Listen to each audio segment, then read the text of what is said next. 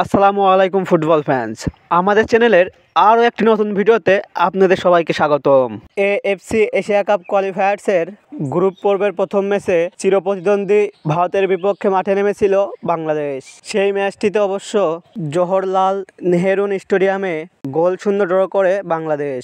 সেই ম্যাচের পর আর কোনো ম্যাচ খেলতে মাঠে নামেনি হামজা জামালরা। 10 জুন সিঙ্গাপুরের ম্যাচ দিয়ে মাঠে নামার কথা থাকলেও এবার এলো ভক্তদের জন্য সুখবর, কেননা সিঙ্গাপুরের ম্যাচের আগেই আর একটি ম্যাচ খেলতে মাঠে নামছে কোচ হাবিয়ার কাবরেরার শিষ্যরা। আজকের এই ভিডিওতে আলোচনা করব বাংলাদেশের পরবর্তী ম্যাচটি কাদের বিপক্ষে এবং ম্যাচটি কবে, কোথায়, কখন অনুষ্ঠিত হবে তা নিয়ে।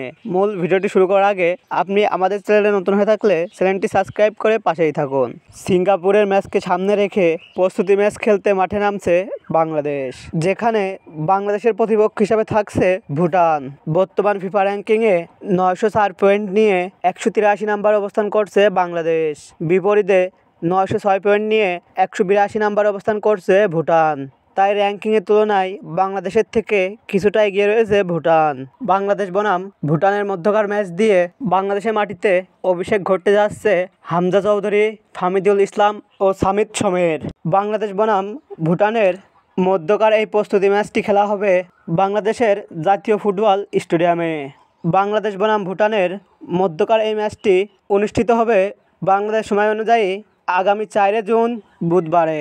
ফুটবলের সকল নিউজ ও আপডেট পেতে আমাদের চ্যানেলটি সাবস্ক্রাইব করে পাশেই থাকুন। ধন্যবাদ।